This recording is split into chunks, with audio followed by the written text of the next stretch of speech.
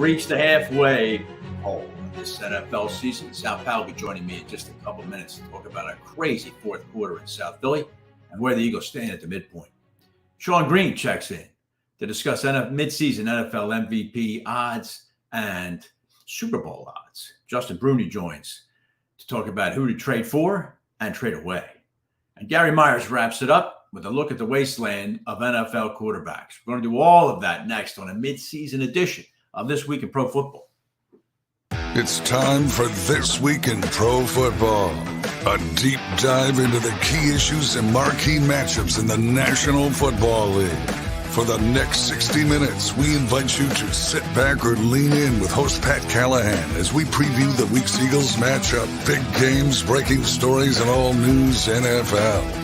It's This Week in Pro Football, right now on JAKIB Media Sports.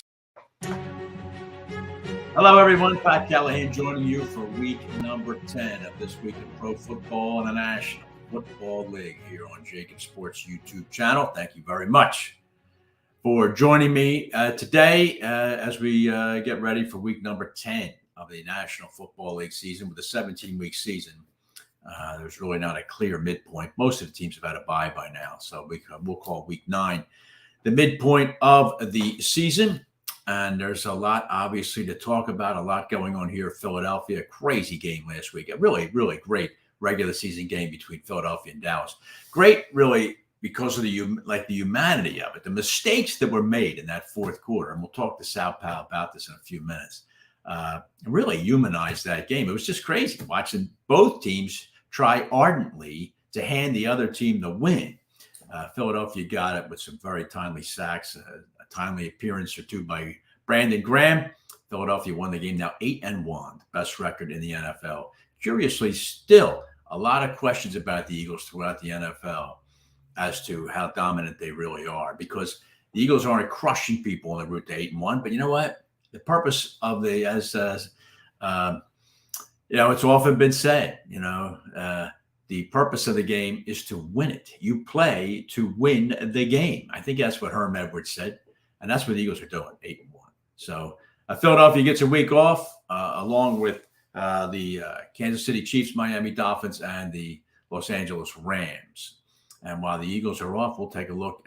We'll take a look back at that game last week, and then also look at the rest of this 6-week crucible that the Eagles are on. They passed the first one. 5 more to go after this, and it actually gets a little bit tougher. Tone, if we can look, Tone DeShill's my producer, if we could take a look at the standings after week 9. Let's bring them up, and we get to walk everybody through where we are here. If you look there, you see Philadelphia sitting at 8-1, now with a 2.5-game lead over Dallas. That will shrink to 2. Dallas, assuming Dallas arrives for their home game, they're going to beat the Giants. So it'll be a 2-game lead, but the Eagles lead in the tiebreaker right now. NFC South, I've discounted that whole thing. Somebody's going to make the playoffs there, but nothing too exciting there. The NFC North, Minnesota, all of a sudden making some noise without Kirk Cousins. So Joshua Dobbs, what a job he did at the end of that game against the Atlanta Falcons. Dobbs making himself a lot of money.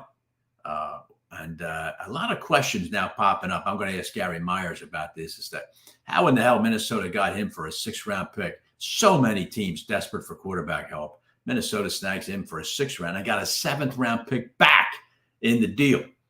So Minnesota looking certainly very much in the playoff race right now. In the NFC West, San Francisco, 3 straight losses. They're coming off a bye in Jacksonville this week. Seattle is Seattle, and the Rams and Cardinals, forget it. In the AFC, Miami still sits at 6-3. Lost to Kansas City last week. In Frankfurt, Germany. Buffalo losing again. The Bills now 5-4 on the season. A lot of talk about Buffalo just not having enough surrounding Josh Allen, who's a generational talent.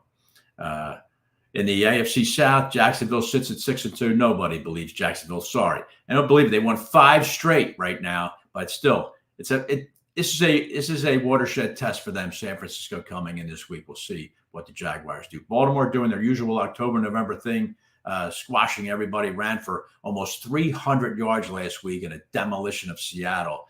But my take on Baltimore has always been the same. They're a terrific team until it's January.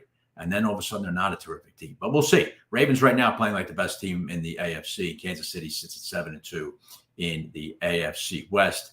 The Chargers beat the Jets. So what? Kansas City has that division won. All right, Tone, thank you very much. Let's take a quick look at the Week 10 schedule now. Again, it's a lot of, it's important games, but 7 teams making the playoffs in each conference. All of these games take on some significance. The Thursday night game does not. Carolina and Chicago. Sorry about that. But certainly big AFC North game. AFC North right now, best division of football. The Browns at the Ravens. That's an important test right there for Deshaun Watson. Let's see how far back, if he's come back. Remember, Watson used to be an electrifying talent. Hasn't quite gotten there yet, but the Browns playing good football, good defensive football. Take the under in that game. As I mentioned, San Francisco at Jacksonville, that is a good contest. Green Bay, Pittsburgh, both trying to hang in there in the wild card race. I mentioned the Giants and Cowboys. And that Sunday night, the New York Jets back on national television.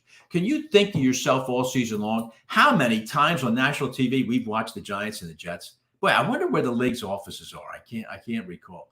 But the Jets on the Sunday night football against the Raiders, that game 9. Well, the Raiders are in the race. Raiders are staying in the wild card hunt. Now, Houston, all of a sudden, a good team. It's about time. Had top 5 draft picks for years. Houston playing good football against Cincinnati. Cincinnati's won 5 straight, and they are a tough out right now. New Orleans, Minnesota, big NFC game, playoff-wise. And let's see how the Detroit Lions do out in Los Angeles. Detroit scores 8 fewer points a week on the road than they do at home. Let's see how the Lions do against the 4-4 moribund LA Chargers. Monday night, you got Denver at Buffalo, for God's sake. That's an easy win for the Bills getting back on track. All right, Tone, thank you very much for that. Why don't we bring this gentleman in here, Tone, if we might? That would be my good friend and colleague, Sal Paolantonio, the host of the NFL Matchup Show. Sal, how you doing? Pat, I'm doing great. Week 10, man. Week 10's amazing. You know, we've had 10 rookie starting quarterbacks going into Week 10. That's an NFL record. Right. And the under is king in the National Football League right now. But let me give you the numbers, Pat. Right. Let me give you the numbers. I got them right here for this week in pro football. 10 rookie quarterbacks have started. QBR league-wide is at a 6-year low. Yards per attempt is at a 17-year low in the National Football League. That means you have a lot of young, inexperienced quarterbacks throwing the underneath pass. That's correct. It's check down Charlie City right now in the National Football League's pass block win rate is at a 6-year low. I mentioned that last, but I should have mentioned it first. Because pass block win rate is so bad and because these rookie quarterbacks have been so bad, you wonder how teams are scoring points if you have a young quarterback. And I got one. You mentioned Joshua Dobbs in your monologue. Pat, why isn't Joshua Dobbs in a New York Jets uniform? You're stealing all my thunder is now out the door. You're exactly right. Why isn't he in a New York Jet uniform? He got for a 6th-round pick they gave up, and they got a 7th back along with Dobbs. You're exactly right. It's incredible. You could have thrown in Zach Wilson. Yeah. You could have thrown in Zach Wilson. That's right. You could have done that and not be harmed at all. No. It's amazing, Sal. Let me just ask you a question. You've been watching professional football and reporting on it now for 3+ decades, watching it your whole life. Pat, is Joshua Dobbs better than Zach Wilson? Yes or no? No, that's a hard yes on that. That's a hard yes. I mean, he had no preparation. When he threw that ball to the rookie wide receiver from USC, it was the first time he attempted a pass to him in a game, not in a game, but in practice at any time. Yeah. That's amazing, Sal. It's a guy like Zach Wilson. And okay, because you linked exactly what I was going to say, which is that the unders are king this year because of the level of quarterbacking. There's no doubt about that. But you've seen it, Sal, the number of roughing the passer penalties and how frustrating that has been because it's such a game changer or, in terms of a drive and the like. But obviously, you would agree, right? It's not working. There are fewer starting quarterbacks that are lasting the whole season than ever before. So obviously this intent on keeping the quarterback safe doesn't appear to be working, does it? Yeah, it's the law of unintended consequences, Pat. It's always true. But I had Kevin Seifert of ESPN.com, who follows the refereeing and the officiating for us at ESPN. And he said that officiating right now, the number of penalties called is up from last year by 7%, especially in the secondary. Right. Call for DPI and defensive holding in the secondary, calls are up. So you would think that with calls up in the secondary, that scoring would be up because they're doing everything they can to protect the wide receivers and give the passing game an advantage. They're calling more and more. And what team has been more victimized by that than the inexperienced secondary of the Philadelphia Eagles? The Eagles, for the first time in 5 years, are in the top 5 in defensive pass interference calls. Yeah. Would you also, Sal, agree or at least acknowledge that you and I talked about this in a prior show? The best teams in the league and the teams that are scoring the most also are the teams that have the most successful run games. Talking about Miami, Philadelphia, San Francisco. Kansas City's an outlier, but they choose not to run at all.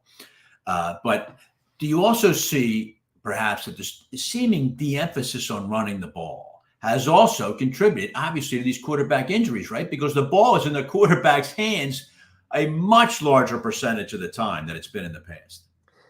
Yeah, there's not a direct correlation because Jalen Hurts has been hurt. Lamar Jackson has been hurt. Tua has been hurt. So you do have quarterbacks who have been hurt with the running game. But the bottom line is those teams, the Baltimore Ravens are number 1 in rushing attempts. Right. They can run the football anywhere on the field at any time. Right. Okay. Right. If Lamar Jackson stays healthy, there's no way that the Ravens are not in the AFC Championship game, in my view. Yeah, but he's got to stay healthy. He's got to stop fumbling the football. They have the number 1 defense in the NFL. Right. If Lamar Jackson stays healthy, he stops fumbling the football, they might be better than the 2000 Ravens. They're giving up less points per game than the 2000 Ravens, and their quarterback is potentially better than Trent Dilfer and Joe Flacco. I would say so. But the thing is, they have that formula they had in 2000 and in 2000 and in 2000 and I think it was 12 when they run the ball, they play good defense, and now they have a quarterback who can throw it.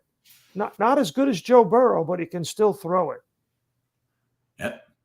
Yep. That's going to be interesting. I said that's the toughest division of football right now. So we'll see how that plays out. Listen, when we get back, Sam, we're going to take a break right now. I want to talk to you about a crazy fourth quarter that you witnessed on the sideline last week in South Philadelphia. And then we'll also take a look. Well, I want to see where your take on where the Eagles are, what's up and down at the halfway point. And then we'll finish with, let's dust off one of our great things, the top 5. We'll take a look at who Sal Pao regards as the top 5 teams in the NFL. We'll do that next on This Week in Pro Football. Celebrate your victories in style at Spring Mill Country Club. From Eagles wins to baby showers, weddings to birthdays, our picturesque venue is ready to host your special events. Make memories that last a lifetime in our stunning surroundings. Call Spring Mill today at 215-675-6000 and elevate your next event to unforgettable heights. Contact us now to book 215-675-6000. John Kennedy Ford. Their reputation sounded too good to be true, so my partner and I decided to do a little digging. They know we can see them, right? We could get them a great deal if they just come inside.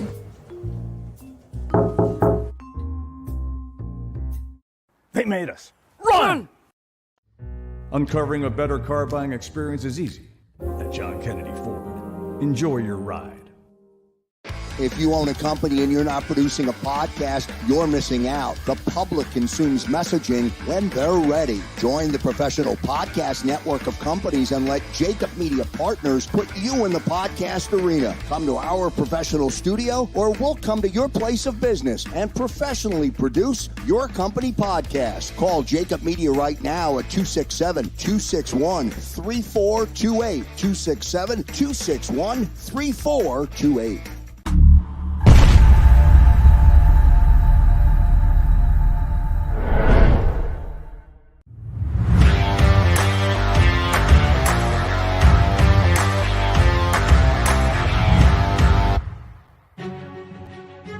Welcome back this week in pro football. Pat Callahan here with the great Sal Paolantonio, the host of the NFL Matchup Show and an analyst on ESPN Radio throughout the NFL season. It's great, always great to have Sal on. All right, Sal, listen, there's a lot I'd like to ask you about that fourth quarter last week, because it was so important. It was so important for Dallas to try to win that game if they had NFC East aspirations. But I want to start with this. You and I talked last week about Dak Prescott, and would you say after that game that maybe his most unique attribute is his ability to impress and infuriate in the same 15-minute span? I mean, have you ever seen a quarterback who can make such terrific plays and then turn around and just do something shockingly dumb?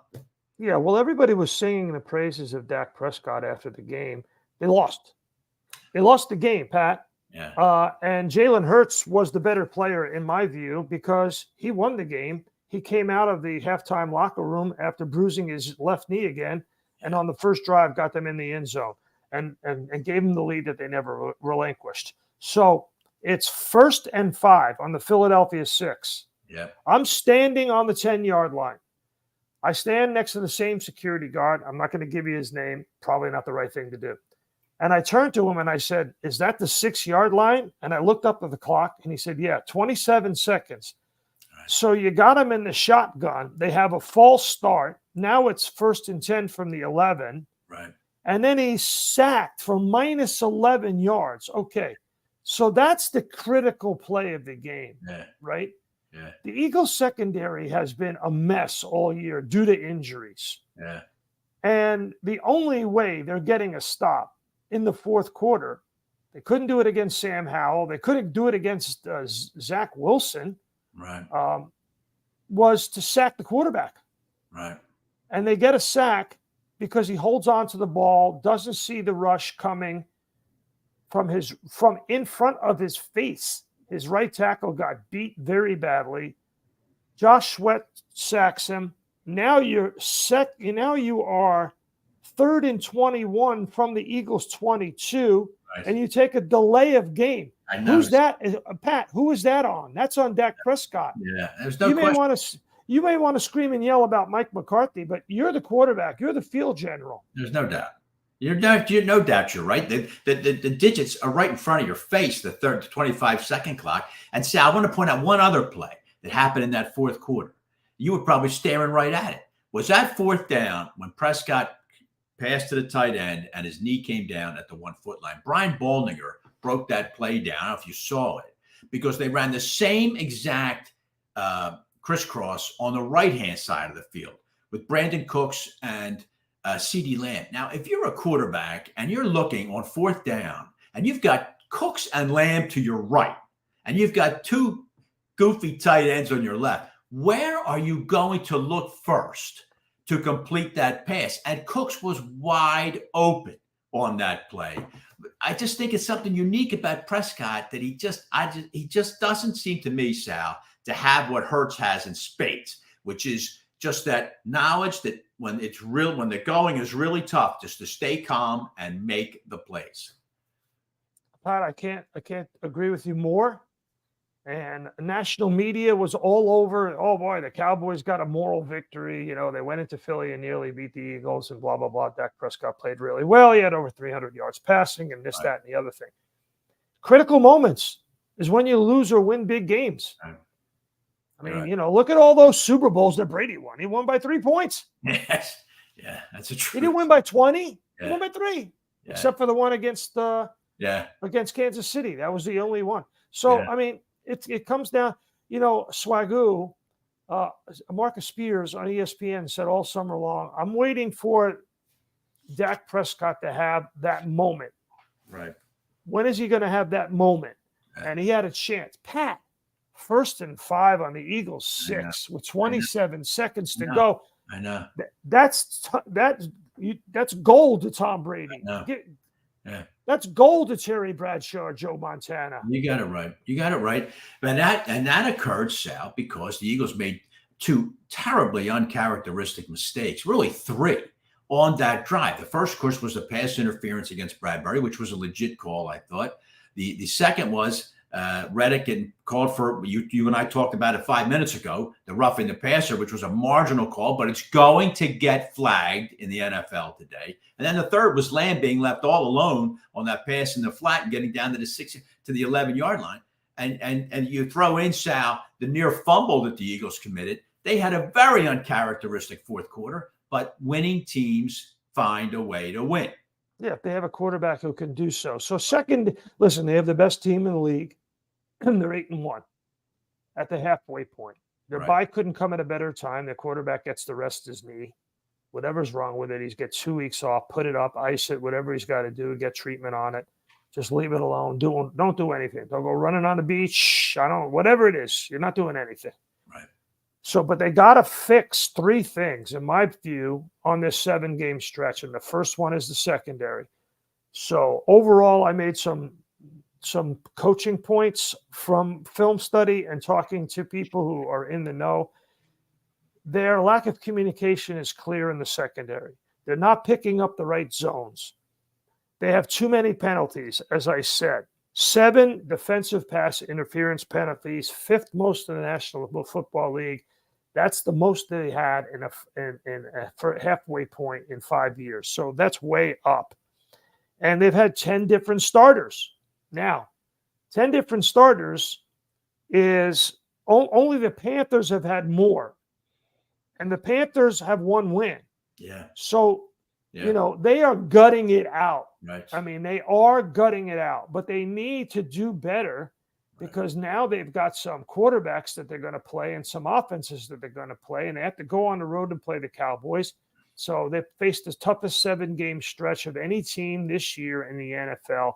Secondary has got to be the number one thing for Sean Desai and that coaching staff to figure out.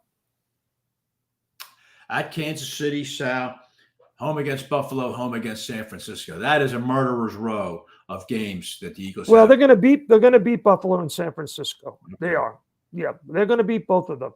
Yeah. Because Brock Purdy doesn't sense the rush very well. He's not playing that well. He's coming off that concussion. I think they're going to beat San Francisco. San Francisco doesn't like coming in here. They whined and moaned about the fact that they lost the championship game. We didn't have enough quarterbacks. Well, whose problem is that? I agree wholeheartedly. It's the NFL's problem. Right. It's the probably United Nations. Whose problem was it? Right. Yeah. I agree with you. Absolutely. And Buffalo too, Sal. I think Buffalo, I pointed out in the opening monologue, 5-4 now, Sal. And they can't score, Pat. They haven't scored over 25 points in 5 weeks. They are so reliant on Josh Allen. He is their entire offense. Their entire offense is Josh Allen. So I'm not sure. But to Kansas City, that'll be a tough one on the road in Arrowhead, I guess. Yeah, I mean, I think they'll have a hard time in Dallas at Dallas. Right. And I think they'll have a hard time in Kansas City. To me, the game is at Seattle. That's the game, right? It's the difference between going 2-3 and 3-2, right? Right. Yep. And we'll see it. As you mentioned a few minutes ago, they had to wrap that kid in cellophane for the next 9 days and not let him get anywhere near any kind of no charity events, no softball games, nothing. Right. We're talking Cheetos and the couch. That's it. All right, Sal, it's time for a little top 5 here. Sal and I used to do this all the time on my radio show. And actually, Sal kind of introduced it. So now let's bring it back now. Good time to do it mid-season. I've jotted down what I think are the top 5 teams in the NFL. Let me hear yours first, Sal. Fire away. Okay. This is the top 3 are easy. Right. It is the Philadelphia Eagles, your Philadelphia Eagles, number 1. Right. Baltimore Ravens, number 2. I got it. Cincinnati Bengals, number 3. Right. Okay. Right. And then number 4 is a tough one, but I'm going to go with Kansas City as number 4. Is that what you got? That's what I got. Okay. Who do you get at 5? Who number 5 are we going to slide in there? I don't know. It's Here's what I'm going to do. I'm going to shock and amaze you, Joe Frazier. Jacksonville Jaguars. Right. I know in your monologue you were like, blah, blah, blah. Pat, Doug P, he can coach and Trevor Lawrence can play. 5 straight wins for the Jags. I don't and deny their defense is pretty good. Yep. I think that I mentioned it's a watershed game for them. It's not even a conference game for Jacksonville. But in terms of whether they want to be in the conversation, I think this game against San Francisco Sunday is a big, big game for Jacksonville. All right, let's flip the script real quick. Top 5 teams that you got to watch out for who are nipping at the heels right now of those top 5. I say Houston Texans is number 1 dark horse right now. Right. Houston Texans. They are number 1 in my view. Miami Dolphins. Dallas Cowboys. Right. Yep. Right. Dallas Cowboys. Detroit Lions. Yeah. Okay. What else you got? Give me another one. Well, I have to give you another one. I can't give you Minnesota. I mean, Dobbs, God bless him, but I can't give you that. I'd say perhaps maybe as an outside shot might be Seattle, Sal. I can't give you Pittsburgh. So I'd say, and we didn't include Buffalo, did we? So no, I'm not. I am not including Buffalo. Right. So they're in a downward trend. Right? I know they are, but they might be the closest though to nipping at the heels of the 5 that you just elaborated on. So I might throw them in there. But you're right. The biggest gulf, I think, Sal, is between the first 4 you mentioned. Well, even Jacksonville. We'll see how Jacksonville is. The biggest gulf is between the 4 and the last 6. Really. Exactly right. And this goes back to your point, Pat, at the top of the show. Of the 32 teams, we maybe have 5 who we think can go to the Super Bowl and win it right now. Yeah, that's right. That's right. And they all have the most powerful quarterbacks too. So you're right. So the second half of the season shaping up. I mean, we could put San Francisco in that box, in that tent, right? Yep. Funny though, but neither you nor I I know people are going to scream and yell at me that I picked Jacksonville over San Francisco. But hey, Dougie P's my guy. What do you want? Look, I got the poster right back there. It says Philly Spectre. I hope Doug comes up big Sunday. I'd like to see Jacksonville lay it on San Francisco. But that is a big game. 49ers coming off a bye. Let's see if they got to win that game, Pat. Yeah. Interesting. The NFC is shaping up as really Philadelphia. Sal, I don't see it. I don't right now, can you see San Francisco emerging as a Super Bowl winner now, the way they're playing? No, I don't see anybody in the NFC. If the Eagles can keep that kid healthy, then I think the Eagles are going to number 1 seed. They're going to host right through. I don't see anybody stopping them in the NFC. And you know what, Sal? God bless the Eagles. I talked about a Super Bowl hangover and how legitimate that ailment is. Because of Jalen Hurts and I guess Sirianni to a degree, they don't suffer that ailment whatsoever. So what number did Fran Tarkenton wear? What number did Fran Tarkenton wear? 10. Right. Okay. Yeah. Yep. So there you go. So, all right, listen, Sal Pal, where are you? Do you get a weekend off along with the Eagles? No. I'm always at the number 1 game of the week, Pat. Come on. We're not fooling around here at ESPN, Pat. I'm at the Browns, at the Ravens, number 1 snot knocker of the week, and nobody does salute to service. It's salute to service week in the NFL. Nobody does it better than the Ravens at M&T Bank Stadium. John Harbaugh made that visit to Afghanistan years ago. It was a life-changing visit for him. Yeah. And we will honor all the veterans there, and it'll be a big, big day. All right. Veterans, including yourself, of course. So I'll make sure that you get some accolades there, too, as an ex-Navy man. Sal Pal, thank you very much for joining me tonight. Have a safe trip down there to Baltimore, and we look forward to watching the matchup show on ESPN and ESPN2 this weekend. Thanks very much.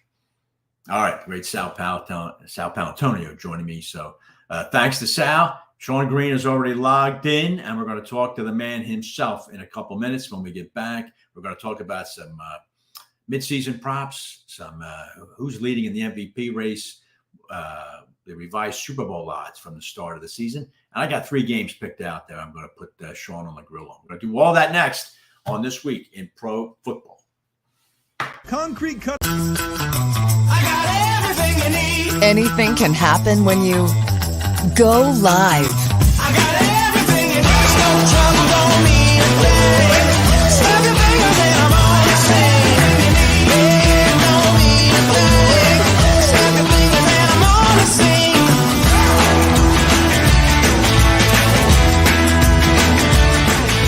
Live Casino and Hotel Philadelphia, voted best casino in Pennsylvania. Discover the essence of true community banking with First Bank, your trusted partner across eastern Pennsylvania and New Jersey. Their network of branches brings you convenient access to dedicated personal bankers who understand your unique needs. At First Bank, you're not just a customer, you're a valued member of the community. But that's not all. They are excited to join forces with another pillar of the community banking world in eastern Pennsylvania, Malvern Bank. Their team of professionals will fit seamlessly into First Bank's culture of dedication and understanding your financial aspirations to fuel your success. With a deep-rooted commitment to Eastern Pennsylvania, Malvern Bank stands as a testament to community values and unwavering support. Experience the difference of real relationships and dedicated personal bankers. Connect with any member of the team today at our Westchester office, conveniently located at 849 Paoli Pike, or you can call them directly at 484-881-3800. First Bank is an equal opportunity lender and member FDIC. At Whistler Pearlstein LLP, we assemble the most effective team to handle all of your legal needs. There are players and pretenders, but our hustle and heart set us apart. In practice now for over 75 years, we're proud to be one of the most prominent full-service law firms in the Philadelphia region. We offer 17 different areas of practice, including business, corporate, and tax education law, real estate, zoning, and land development, municipal law, and litigation. Our top-rated attorneys and staff are laser-focused on client success. We strive to provide outstanding legal counsel with the highest level of care and consideration. Let us show you the Whistler way. Learn more at WhistlerPearlstein.com or email Michael J. O'Donohue at mod@whistpearl.com. WhistlerPearlstein.com or mod@whistpearl.com. I want to be a game changer in construction. I want to be able to provide diversity in the workforce, and it starts at the top. I started Rodriguez Construction Group in 2013 with 2 employees, and we're 85 strong today. M&T has been a great partner since day one, providing us the access, the opportunity, the funding to be able to continue our growth. We can change the community in a positive way, one person at a time, one job at a time, and one family at a time. I think M&T Bank is very committed to the community, just like us.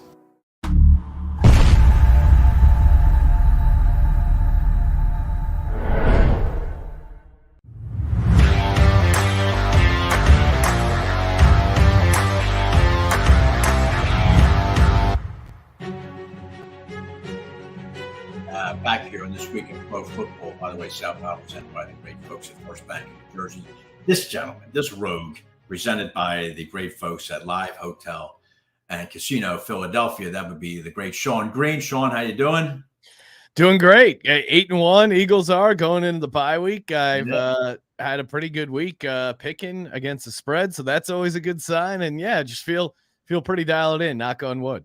I saw your subtle X post after the Eagles had won the game, congratulating the Dallas Cowboys for a great effort. Yes. What stood out to you, Sean, that fourth quarter? I was just talking to Sal Pal about it. I thought it was riveting.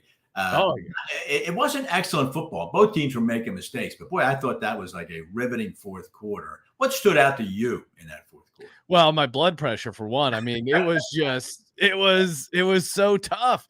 But I come back to, with Jalen Hurts at the helm, this team just wins games. I don't want to get it that simple, but sometimes it is. 25-2 last 27 games as a starter. So even I, as a fan, when I'm having my doubts, just got to remember Hurts is the man. They'll figure it out. And then similar aspect for the defense. They bend as much as humanly possible, but they did not break. They almost broke, but they did not break. And the D line, kind of like a good closing pitcher here. They just figure out how to get sacks in the fourth quarter when it really matters. Yeah. John Facenda once, in doing a voiceover for NFL Films, he once said, great teams aren't great all the time, but they're great when they have to be. That Brandon Graham sack. And I'll tell you what else. Here's a difference. I was talking with Sal about Dak Prescott, who I thought played a heroic – he gave a heroic effort Sunday. But here's something, Sean. That pass from Jalen Hurts to Devontae Smith was absolutely beautiful. I mean, just a beautiful pass that he just raindropped it over Smith's right in the bucket, shoulder, in the end zone. And now you look at Dak. He leads all quarterbacks in non-red zone completion percentage, 73%. Yep. Inside the red zone, he's 16th, 57%. Now that can't be just a coincidence. It can't be a one-off. There's just something I said to Sal that Prescott lacks that Hurts has in spades. And that's the difference between 8-1 and 5-3. Yeah, and Jalen Hurts is getting it done without running. You know, it used to always be the running. His running game was like the get out of jail free card. Hey, 3rd and long, I'm just going to run here. But now he's doing it completely with his arm.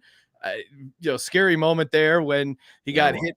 He got hit on the knee, and I was talking to my buddies. I think in some ways maybe this knee injury saved our season, because if he doesn't have a brace on that front knee when he takes that hit, I don't know I don't even want to think about what could have happened. So knock on wood, he gets a little healthier, but the guy is just playing through pain and playing at a very high level. He certainly is. And you're right. That the look of that, now, like for instance, the injury Nick Chubb suffered in week 2, my number 1 pick. Now that was gruesome, but the hit that Hurts took was kind of along the line there, how his knee buckled like that. And yet the guy gets up.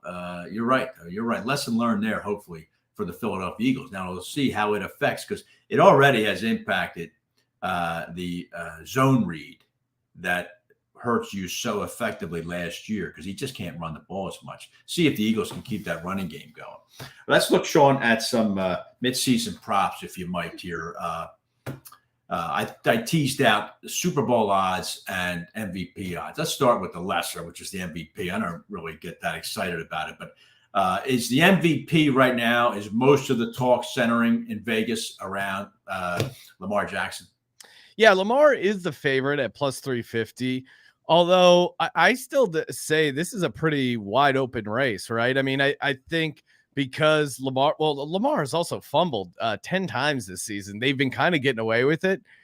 They haven't had some issues, and their defense is playing really well, which you got to win games, obviously, to get the MVP. So he's very much in the running, but kind of wide open. I mean, Jalen Hurts is, some places have them as the same odds at plus 350 with Patrick Mahomes tied there as well. So I think you would say the favorites are kind of a 3-horse race: Hurts, Mahomes, and Lamar. Hurts plays Mahomes when they both come off the bye there on Monday night. That could certainly swing things in this race. But I think dark horse, or at least relatively so, it was a good bet to get on him a couple weeks ago. But Joe Burrow at 7-1, I think, is it's an interesting narrative, right? And this certainly is a narrative award. Joe Burrow has never won it, but I think if he continues to play at the level he's playing at, he's kind of an interesting guy at some longer odds. So a little peculiar how the Eagles, I didn't want to mention it to Sal because it's his employer, but the ESPN has the Eagles, and ESPN Analytics has the Eagles ranked the 7th best team in the NFL.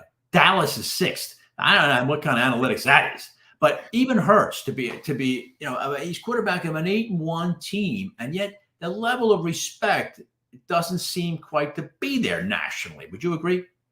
Yeah, 100%. I think in some ways, we're prisoners of the moment, right? Like Jalen Hurts has almost spoiled the fans and even the Eagles fans and the media in general with his high level of play and just consistently winning games. So now maybe they're not winning by the same margin that they won last year, but they're still, you look at their numbers are still really good. I mean, look at AJ Brown. Like AJ Brown is one of the he's up there for offensive player of the year. Why? Because Jalen Hurts is throwing him the football. That's so correct.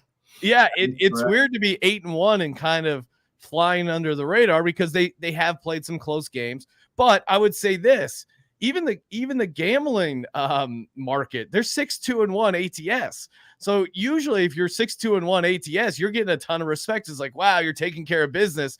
But I just think the expectations were so high for Hurts and for this team coming off that Super Bowl that he's not really going to get any credit, I think, until he wins the Super Bowl. That's how high the bar has been set. Fair enough. Speaking of the Super Bowl, nice little segue there by Sean Green. By the way, I want everybody to check out this SGPN, the Sports Gambling Podcast website. Outstanding information, Sean, that is in here. And I see now you've started adding some articles, which I really like, and including you have a piece in here on the week's picks. I think it's really well done. I want everybody, please check that website out, Sports Gambling Podcast. How about now some Super Bowl odds? Let's go. Sean, tell me where Philadelphia stands and who's closest to them. Yeah, so Chiefs right now are the favorite, plus 475. Eagles second there at plus 550. 49ers 6-1. Ravens 9-1. Cowboys 10-1. Dolphins 11-1. Lions 11-1. Bengals 12-1. And then it kind of falls off after that. I think if you're looking at the long shot market, I think even Bengals, that's as far as I'm willing to stretch. You are correct, Sean. You gotta like that. 12-1 on Cincinnati, and I tell you, I don't mind Philadelphia plus 550. I mean, preseason I gave out Bengals to win the AFC and Eagles to beat them in the Super Bowl, and Bengals started off super rough, and that was looking like a horrible prediction, but now. It's kind of been, these past few weeks, the Bengals have really looked like a Super Bowl caliber team. A guy in our staff got him at like 40-1 like 3 weeks ago. So maybe the value is a little out the window, but still at 12-1, I think they're an interesting one. Again, I'm always going to be in on the Eagles. If you like the Ravens and you like Lamar, 9-1, I'm just slightly skeptical of the Ravens and Lamar in the playoffs. Sean. You're right. Yeah, slightly skeptical is very polite of you. But it's either one of two things. Either you just look at it and say Lamar doesn't know how to win in January, and there's ample anecdotal evidence that supports that notion. Or you could say the law of averages is going to kick in. He's finally going to get it right. The Ravens have the talent really to knock off Kansas City and get to a Super Bowl. It'll be very interesting to see which one or how that plays out. All right, Sean Green, I got 3 games here I want you to opine on and tell me what you think for this week. Philadelphia being off, but Jacksonville, San Francisco. I talked to Sal Pal at some length about this game. Jacksonville's won 5 straight, and they've covered 5 straight, Sean. Yeah. San Francisco off a bye, traveling 3,000 miles for a 1:00 game. What do you see here? Yeah, I mean, this is interesting, right? Because the 49ers getting a lot of guys healthy back. Christian McCaffrey wasn't 100%. Maybe Brock Purdy wasn't 100%, kind of playing through that concussion somehow. And then, you got Debo, you got Trent Williams. Those all should be back. That being said, right now the spread is 3. Jacksonville's a 3-point home dog. I just don't know what San Francisco has done in that bye week to make them a 3-point non-conference road favorite. I think this is a decently tough matchup. And really what I think the unit that's not getting enough press is the Jacksonville defense. I think we'll be able to pressure Brock Purdy, and Purdy has struggled on the road ATS 2-5 so far this season. So I would take the home dog here with the Jags. All right. Excellent information there. Thank you for that. The Detroit Lions traveling to LA to play the enigma known as the LA Chargers. 4-4. Chargers beat the Jets in a very unsatisfactory fashion, in my opinion. To beat the Jets is I think Sean Green can get 10 guys together and take it into overtime. But Detroit now scores 8 points less on the road than they do at home. Sean, tell me what you think about this game. Are you drinking the Lions Kool-Aid this weekend? Yeah, I am, but I think this is more just of a fade on the Chargers. I think you're going to see a lot of Lions fans in that stadium, and Jared Goff, guy very comfortable playing in LA, and he's what 19-6 against the spread last 2 years in the Dome, And they're getting David Montgomery healthy, who when he really brings a nice addition, and their offensive line is healthier. So, you saw Joey Bosa kind of destroying Zach Wilson and Khalil Mack. I don't think they're going to be able to do that this week. So yeah, I do like the Lions. Shop around. You can find the -2.5. I'm going to speak to Justin Bruni, who's coming up next. I've talked to Justin about that now with Montgomery coming back. A lot of talent in that Detroit linebacker. Yeah. That's a fact. They got a lot of talent there. The last game, Sean, I want to talk to you about. I just can't help it. It's like slowing down at a car wreck. The New York Giants are a 16.5 point underdog in Dallas. It's the biggest spread of the season. Sean Green, can you think of any reason on earth to plop some money down on Big Blue this weekend? Oh, yeah. Yeah. Well, one, this is a division game. Anything can happen. And if you listen to the local quotes about the Giants team, they are to a man thoroughly embarrassed with how they got destroyed 30-0 on prime time against their rival week 1. And you look at the Giants schedule, name me another game they're going to get up for the rest of the season. So this is the Giants' entire season in one game. And the Cowboys have to be feeling like, oh, we can just cruise past these guys. Yeah. And then coming back to the spread, I've brought it up on the show, the Close Your Eyes special, where a team underperforms the spread by 21 points like the Giants did, and that they're still getting points the following week. It's like 65% historically. So, and you give Tommy DeVito, you actually give him a full week of practice knowing he's going to be the starter. Now, is Tommy DeVito going to be the next CJ Stroud? I don't think so, but I do think you can at least get a better version of it, preparing him as the starter the entire week going into the game. The other 2 times he's come in off relief. So I think there's some things going right for this Giants. They have nothing to lose. Yeah. It's their hated rival, and it's their Super Bowl. All right. Excellent points all around. There's such a massive difference. They are really bad, though. 2 offensive sides. Oh, and the other thing, Sean, Dallas, they love these kind of games. They love beating up on they love beating up on those teams that aren't going to make them sweat out a win with 2 minutes to go. But we'll see. You brought up some good points. It'd be fascinating if the Cowboys turn around and struggle against. Look at the Giants' schedule. What is another game they're going to get excited? I understand. The only game. Yeah. They got 2 games against the Eagles, but by that time, I think the Giants they'll be clubs in the trunk, and yeah, they'll be headed. They'll be booking their vacation plans. Boston Scott's going to be scoring a bunch of touchdowns on them. And yeah, if you real quick coming back to the Eagles' future market and that kind of stuff, the Eagles' last 3 games are Giants at home, Cardinals at home, and then at Giants. Right. So if they are close to that number 1 seed, or if someone pulls ahead of them, because they do have a tough stretch of games, they can really, you would imagine, be able to finish pretty strong there. Exactly right. That'll be interesting too. All right, Sean Green was presented by the great folks at Live Hotel and Casino in Philadelphia. Sean, thanks for all that information. Where are you off to now this weekend? Are you what jaunt? Where are you going to be, and where would anybody find you guys online? So they could get last-minute indications of where to go this week. Oh, yeah. Just Google Sports Gambling Podcast, or if you have a YouTube TV, and I know a lot of people have that Sunday Ticket, you put in Sports Gambling Podcast, you can record our VSiN show. We do that one every Friday night out of Las Vegas. So just Google Sports Gambling Podcast. You can't miss us. And, always appreciate it, Pat. And, good times. Well, thanks very much, pal. Thanks for all the information. Appreciate it. Talk to you next week. All right. Take it easy. Sean Green joining me now. Justin Bruni is I've already made the signal to the bullpen. Justin making his way out of the bullpen now up to the mound. We're going to talk some fantasy football. I want to talk to them about who to trade for, and who to trade as we get into the last few weeks of the fantasy season. We'll do that next on This Week in Pro Football. Anything can happen when you go live. I got everything and there's no trouble, don't mean a thing. Snap your fingers and I'm on the scene. Yeah, don't mean a thing. Snap your fingers and I'm on the scene.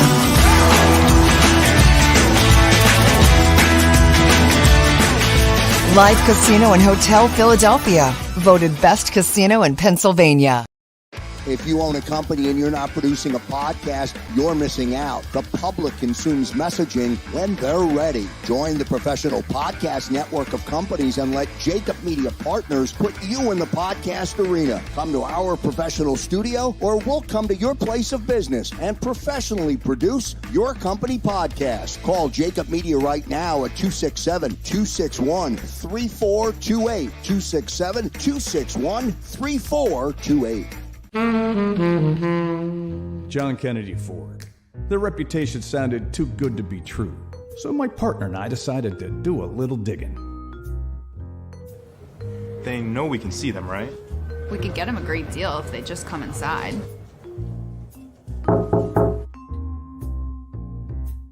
They made us. Run! Uncovering a better car buying experience is easy at John Kennedy Ford. Enjoy your ride.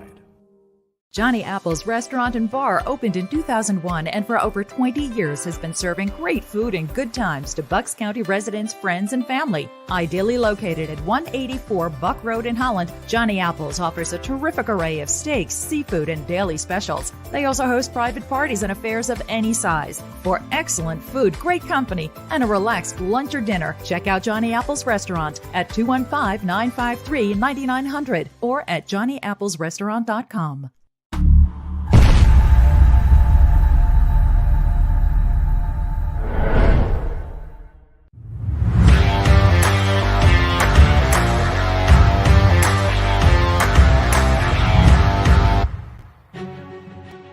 Welcome back here this week in Pro Football. Pat Callahan joining you for a midseason edition of the show. Sean Green brought up the New York Giants. This is their Super Bowl. Justin Bruni joining me from SGPN. Justin, how you doing? Very good, sir. Very good. Happy Week 10. Very excited about tonight's matchup. Got my Bears in prime time. Going to be a fun evening and looking forward to this upcoming week. Bears play on Thursday night already. Didn't they? When they played Washington, wasn't that a Thursday night game? It was. They're doubling down on us. You don't like to see it, but it is what it is. I thought teams only had to play one time on Thursday night. How did the Bears draw that straw? I don't know. Just preseason hype, I guess, being a little bit more excited, following that Eagles blueprint, going after that, wide receiver one and DJ Moore. It's a revenge game. DJ Moore, Donta Foreman tonight. Looking forward to what those two can provide.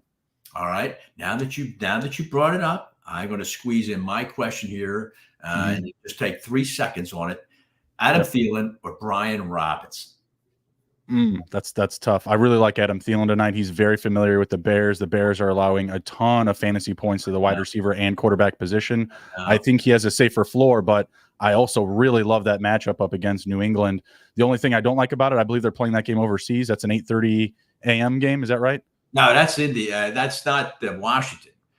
Brian Robinson, but it is a favorable matchup. The Commanders are playing at Seattle. Seattle just got Seattle. One over. That's right. For 290. Yeah, I forget. I like Geno Smith in that game. I like Geno Smith. Yeah, that makes it easier than Adam Thielen. So you think I should go Thielen?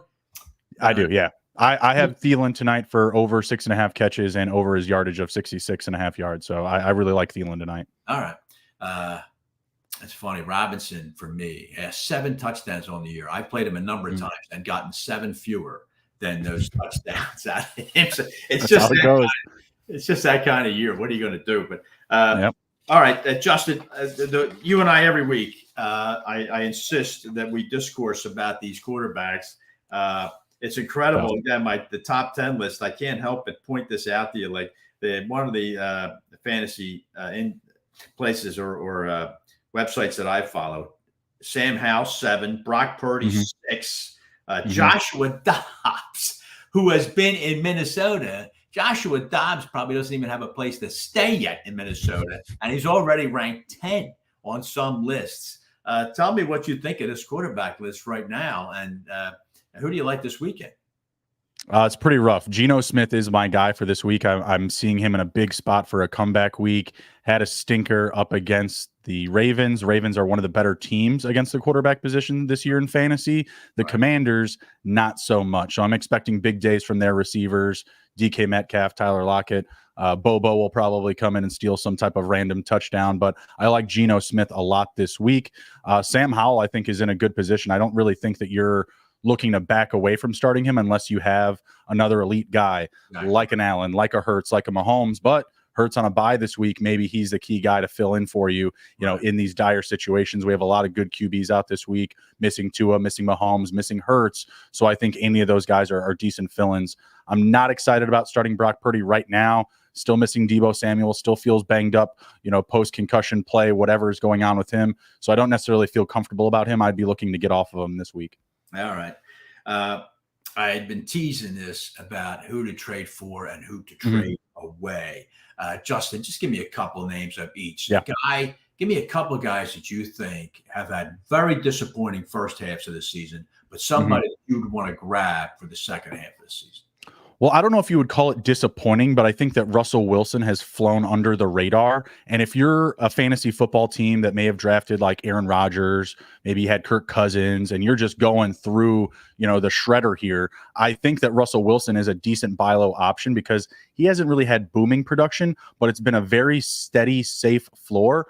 And even saying that, I don't love his matchup this week up against Buffalo, but even if he were to throw an interception, I think he's going to get you better potential production down the stretch of the year than really feeling like you're going to trust, like an Aiden O'Connell week in and week out. You could throw Josh Dobbs in there just because that Vikings defense is so bad that you just have to imagine the offense has to put up numbers. But I really don't want to make a move like that until I maybe see that Justin Jefferson will come back. If he's going to be in the mix, I do think that makes Josh Dobbs a buy low option. But again, this week, it might be tough to make a trade for a quarterback with some of these key players out, like those guys I mentioned, Tua, Hurts, Mahomes. It may be tougher this week to make that trade. And in most leagues, it's the last week to make a deal. Other guys that I would have, Gus Edwards, again, been very steady, but now with Keaton Mitchell in play, you have kind of a 3 running back unit between Edwards, Mitchell, and Justice Hill, who's still getting touches.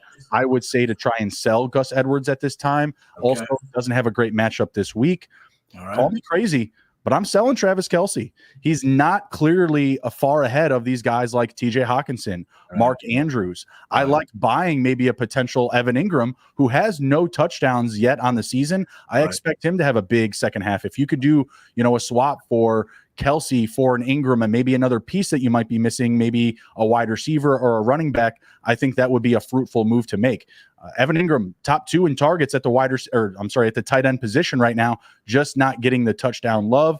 I think he gets that down the stretch. Other guys to buy, I would say Sam Howell, who we kind of already touched on. Whoever drafted Sammy Howell, that's right. Yeah, whoever drafted him or picked him up probably has him as their second quarterback, maybe even their third. So I think he's a good buy option. And then other 2 buys, I'd say Rachaad White and Michael Pittman. Again, players that are in kind of that mid-tier production of their position, running back 2, wide receiver 2. They're not booming, but they're also not terrible either. And I like both of them to have strong finishes to this season. All right. Excellent information. Thanks very much for that. Let me hit you with a few names here, Justin, in the second. For the second half of the season, you tell me whether thumbs up or thumbs down. Guys that have just really struggled. Devontae Adams, thumbs up or down on his second half? So middle. It's so hard to tell. 7 targets with Aiden O'Connell. I was kind of expecting a little bit more. I was expecting the kid to kind of come in, lean on the consistency and, kind of just the veteran presence of Devontae Adams. Him and JAKIB Myers are still very much right down the middle with touches. So that's right where I'm at, is right in the middle. Very, very lukewarm with Devontae Adams for the rest of the season. Calvin Ridley has had a disappointing season. But you got the thumbs up on him. I do. I like that offense. I think that they're going to need to score points down the stretch. I like Ingram. I want to buy everybody. If I can get Christian Kirk at his cost, at Calvin Ridley at a lower cost, Evan Ingram, on my roster, these are moves I definitely want to make. Travis Etienne would be the biggest cost bar the production. But again, if someone's willing to deal him, he's a guy that I want. So I want every bit of that Jaguars offense. 2 other names I'm going to hit you with, Justin. Just give me your opinion on, whether or not they pick it up in the second half. I'm hearing a lot of talk that Tony Pollard's going to turn the corner. I just traded him. I didn't see him doing anything. Yep. But does he turn the corner? Does he have maybe a bigger game Sunday because they're playing the Giants? What are your thoughts? He probably has a bigger game Sunday, but season long, I am going to go on the under. I'm just not a fan. They're not using him enough in the run game. The per attempt efficiency is not there. And to really get him rolling for fantasy, he's got to catch 5 passes. That's just simply it. And I don't see that in the playbook for him going forward through the rest of the season. He does have a few weeks with some very nice matchups. Also has the Eagles one more time, I believe, and they're a great team up against the rush. You're not going to know when to start him or sit him. I would say he's a thumbs down guy right now for me. Last guy, Justin Bijan Robinson, it's so frustrating, I guess, for owners of Robinson because of that head coach simply refuses to let him get an appreciable number of carries in a game. And you've already given him the thumbs down. Yeah, absolutely. Sell your Falcons with every opportunity that you can. If you somehow have Jonnu Smith, if you have Kyle Pitts, Drake London, get rid of these guys and redraft. If you're in a dynasty league and you're trying to rebuild, those are guys to target. If you're in those 1 and 8 categories, if you haven't won yet, if you're just way underwater, those guys are buys. But if you're in a redraft league, you've got to get off those Falcons. They already have Taylor Heineke in there. Obviously, the quarterback situation isn't great regardless, but really the biggest obstacle there is Arthur Smith.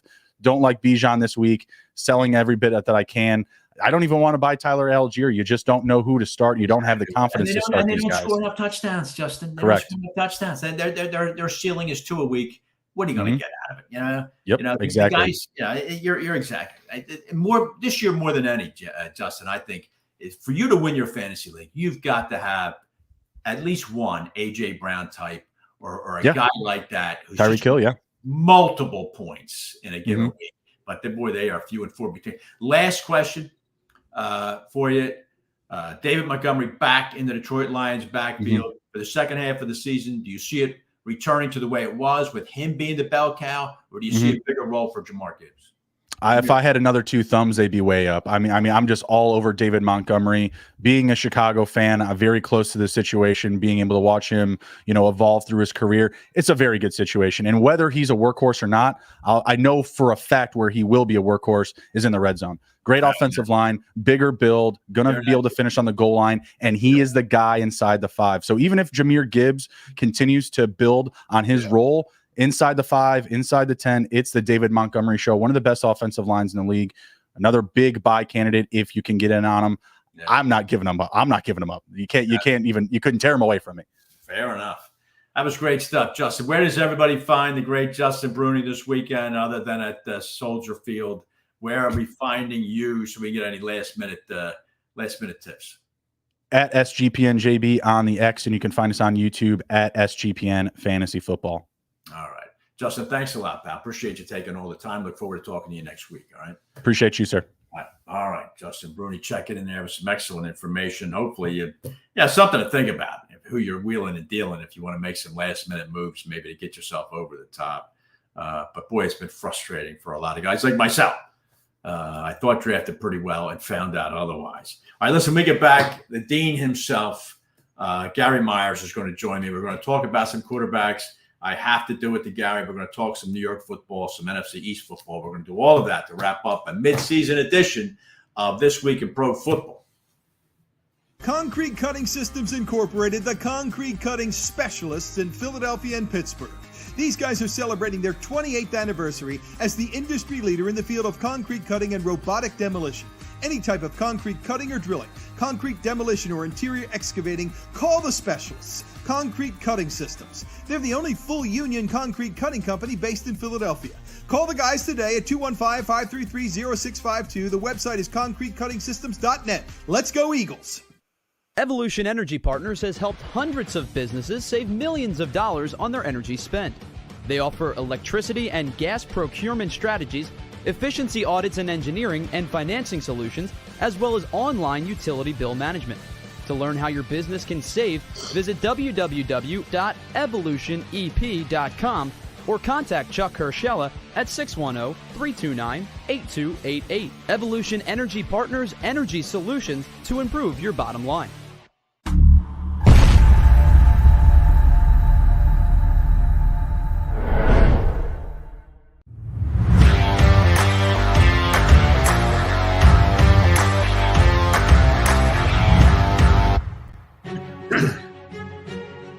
Welcome back right, this week in pro football presented by Kennedy Ford. By the way, Justin Bruni presented by the great folks at Concrete Cutting Systems. And then we bring this gentleman on who's presented by Park Bank in New Jersey. And that would be the long-time contributor to the New York Daily News and the Dallas Morning News and the author of Once a Giant. That would be Gary Myers. Gary, how you doing?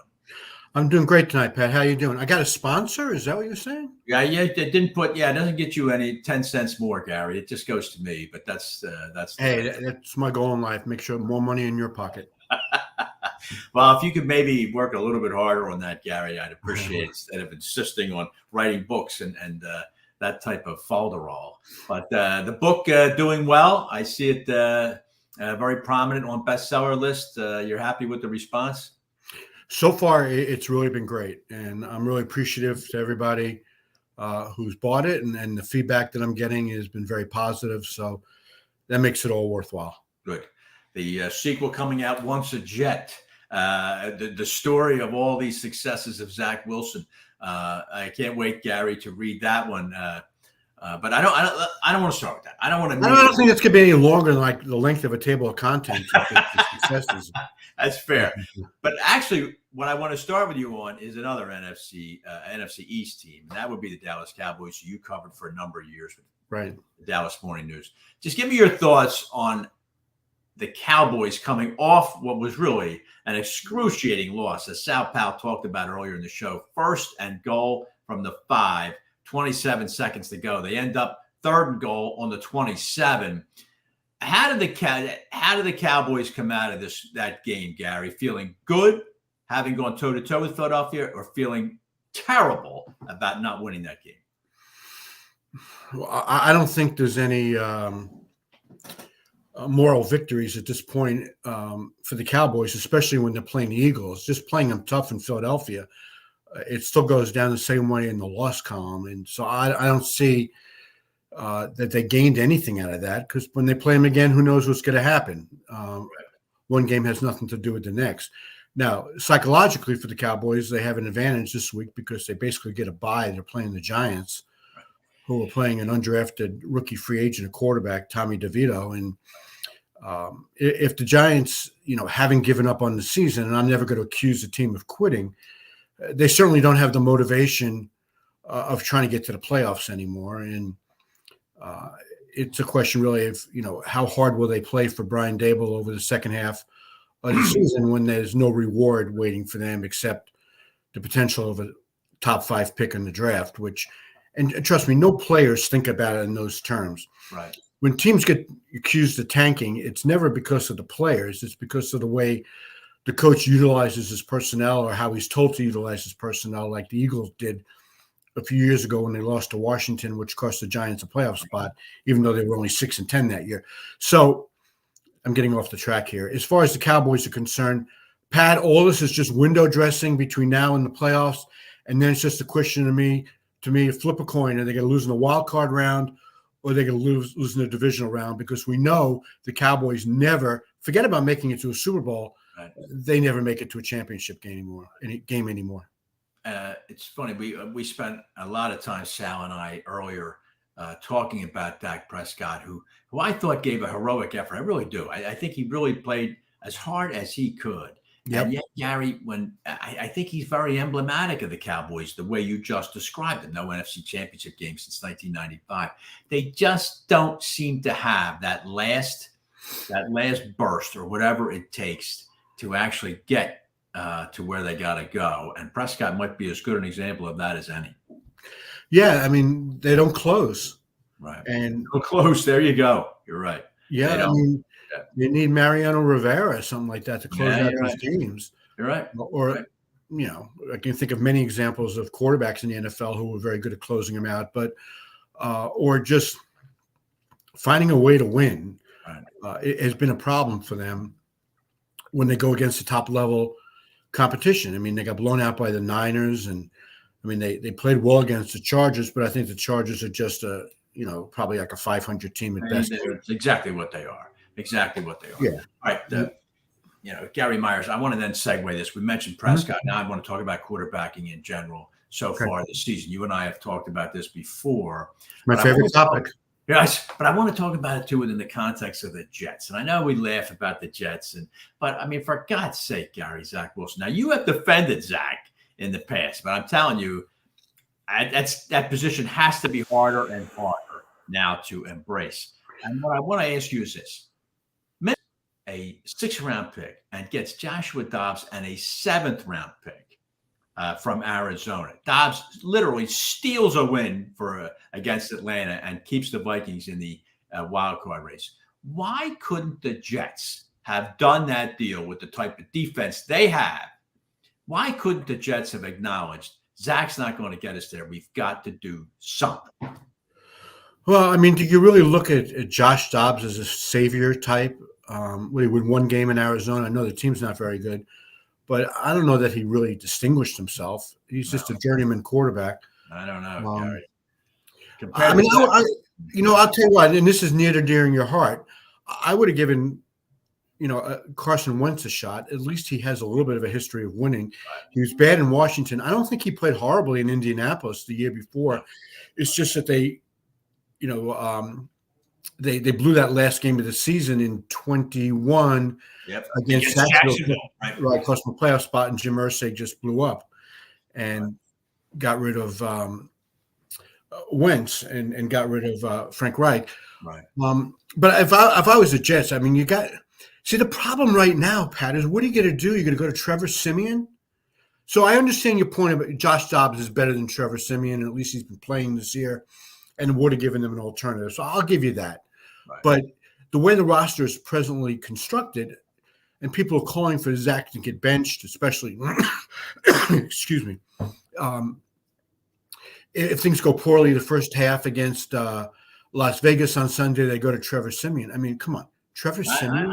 I agree. But I guess what I was saying was, why wouldn't the Jets be aggressive? They have a defense that can get them into January. They have a top 10 wide receiver. They got a top 5 running back in terms of pure talent. And yet they've got a guy who just can't. I'm sorry, Gary. He just can't pull the trigger. I mean, he just can't do it. And it's got to be frustrating, that locker room, that they're losing games. You mentioned the Chargers. They're a 500 team at best. They lost 27-6. So, but let me broaden the question here. Talk about quarterbacks now. Sal Pao's mentioned, and I'm sure you're aware, 10 rookie quarterbacks have already played so far. Only 15 teams out of the 32 have had one quarterback play every snap so far this season. It's just terrible. And yet the NFL has done everything they really almost could to protect quarterbacks. Is there any solution here, Gary, towards fixing what appears to be a dearth of quality quarterbacks in the NFL? Well, first, they are doing everything they can to try to keep them healthy. Some of these roughing the passer calls this year has just been preposterous. It's not fair to the defense what they're doing. I agree. So short of putting them in red jerseys or attaching flags to their hips, I don't know how they can protect them anymore. And you'd like to think that there's enough quarterbacks to go around that every team should be at least 2 deep, but we've seen that's not necessarily the case. Just getting back to Zach Wilson for a second, you're saying why can't his problem is he's not processing. He's a good athlete. He's got a really strong arm. He's athletic. Like you said, he can't pull the trigger because he can't process.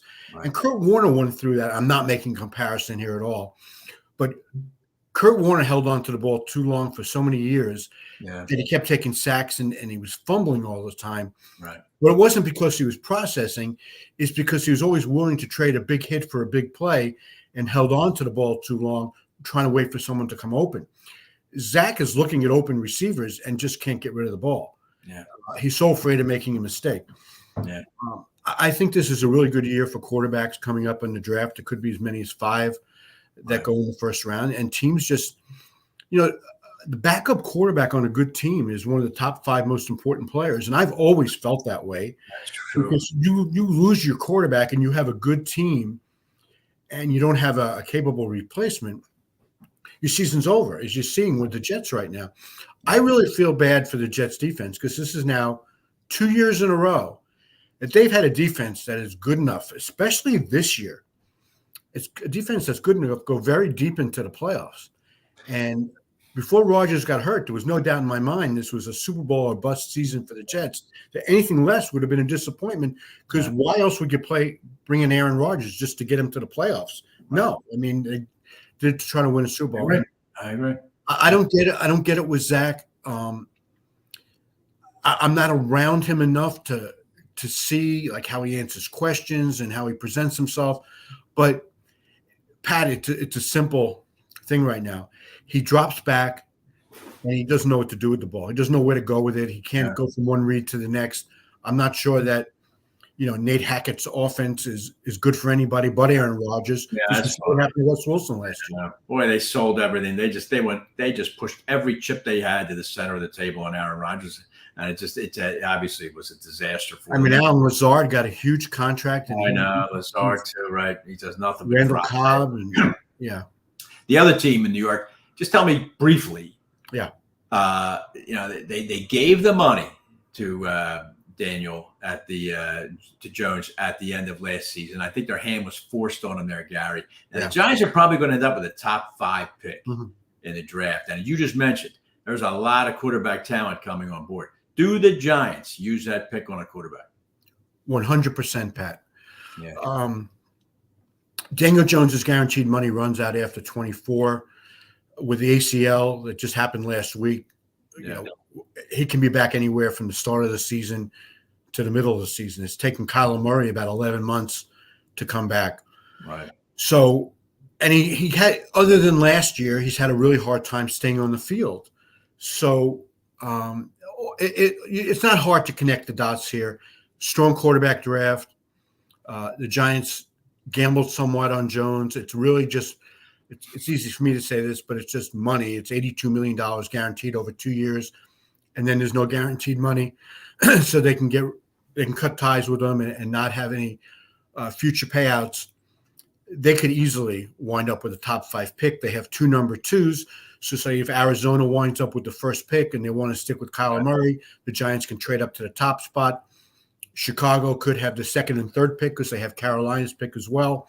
And if they decide to stick with Justin Fields, which obviously is a major question, the Giants could be sitting with a number 4 pick and having 3 chances to move up to secure the quarterback they really want. Right. Pat, as we sit here today, I would be shocked if the Giants, assuming they're picking in the top 5. Right. And I don't see how many more games they can win the rest of the season. Yeah, it's not going to be easy. It's not going to be for them. You're right. Yeah, because they're not even competitive right now. Right. But you'd be shocked if they don't grab a quarterback next year. Absolutely. I mean, you got the 2 top guys, Caleb Williams and Drake May. I really like J.J. McCarthy from Michigan. There's going to be a couple other guys that emerge between now and the draft. You're right. You're right about that. Yeah. So that'll be a lot of talent there. You're right. Now, Gary, I just want to last question. I want to go down 95 south to Baltimore. I have frequently mentioned how Lamar Jackson's just the best October-November quarterback in the National Football League, and they're doing it again. 7-2. They're the dominant team in the AFC right now. They just almost went over the 300-yard mark rushing against Seattle. Yeah. They're bulldozing people. Are you drinking the purple and black Kool-Aid coming out of Baltimore right now? I mean as far as going deep into January. Well, I never really cared for Kool-Aid of any color. Too much sugar in it, No, I mean, Baltimore is one of those teams, Pat, that I can't say it's irrelevant from September through the end of the regular season because you got to win enough games to get into the playoffs. But Baltimore is one of those teams that we judge them by how they do in the playoffs, not how they do in the regular season, because it seems they always find a way, in most years to make it to the postseason. And then with Lamar, they just haven't had any significant postseason success. So until proven otherwise, I'm not drinking Kool-Aid, Gatorade, any kind of aid, whatever, until I see Lamar play at the same level in January, and I'm talking about after the regular season. And he's got to stay healthy too. I mean, that's right. Which is hard for him to do. But what you were going to say, and I'm going to try and put it until I see Lamar stand there in a game in Arrowhead in January. Yeah, absolutely. Play Patrick Mahomes to a standstill, then I'll do it. Then I'll buy it. But I don't know. It's he hasn't been able to do it. That's a talented team. They especially on the defensive side of the ball. But we'll see if they need to get Beckham more involved now. They need. You're right. At the wide receiver spot, they're lacking. Yeah, I mean, it looks to me, from the times I've seen him play now that he's, he sat out the year with the ACL, suffered in the Super Bowl. It's taken him a while to transition to a new team, a new quarterback, but they're halfway through the season now, and he has its opportunity to really be a major difference on this team. Gary, he was a major difference in the Rams winning that Super Bowl in 2021. He really was, even though he got knocked out of that Super Bowl. He would have been the MVP of that game if he didn't get hurt. But I mean, even leading up to that, he was critical in a couple of games, including the NFC title game. So you're right. There's a lot of talent there, but I just got to believe it when I see it. With I agree. And Baltimore is just one of those teams I think we just look at every year when the season's over and say, boy, they underachieved again. I know. And but I tell you, it'll be curious to see, Gary. I want to be talking to you down the stretch as a team like Buffalo is wobbling right now. A lot of people not sold on Miami because they can't beat. They're like Miami. I said that they're the Dallas of the AFC. They'll trash you. Yeah, they have a hard time winning on the road, regardless of what country. Yeah, but if you're a good team, they're going to have trouble beating you. So I think there's some pretenders in the AFC. We'll see if anybody can knock Kansas City off. I'll believe it when I see it, Gary. Hey, Pat, I just got to tell you one other thing. There's been so much talk here in New York about Aaron Rodgers getting back. Oh, yeah. For a playoff run. Right. I mean, are people delirious here? I think they're a little delusional about it. But isn't he fanning the flames, Gary? He insists on standing there every nationally televised game and throwing 40-yard passes. I think he's doing it deliberately. I think he's trolling. He's playing. I mean, playing to the camera. Now, I can't say he's not throwing 40-yard passes at Jets camp, but he's been, during the week. But he's been in California a lot, and he always seems to fly in just in time for a national TV game, and they get on the field before the game and throw passes. And now he's not with his walker. There's no crutches. Is he looking like he's stepping into the throws now? Come on. If he's gearing up to be back to save the Jets season, they better start winning. Now, I know they had just won 3 in a row, but Zach Wilson's got to be able to hand the baton to him with a realistic chance of making the playoffs. And I just don't know that's going to happen. I don't know. Jets back on national TV again. God forbid. It's crazy. Yeah, they get to flex out the Giants-Packers game on, I think it's December 11th. They've got to flex that. Oh, my God. I feel bad for the Giants. It's really incredible how a season can go so wrong right from the get-go, 40-0 in week 1. And the Giants season skidded into a ravine after the national anthem in week 1. And it's really something. Well, actually, you know what? They drove the ball down the field in the first possession. They did. Kickoff. They did. They get a false start, a botched field goal attempt. A botched field goal. Just run back for a touchdown.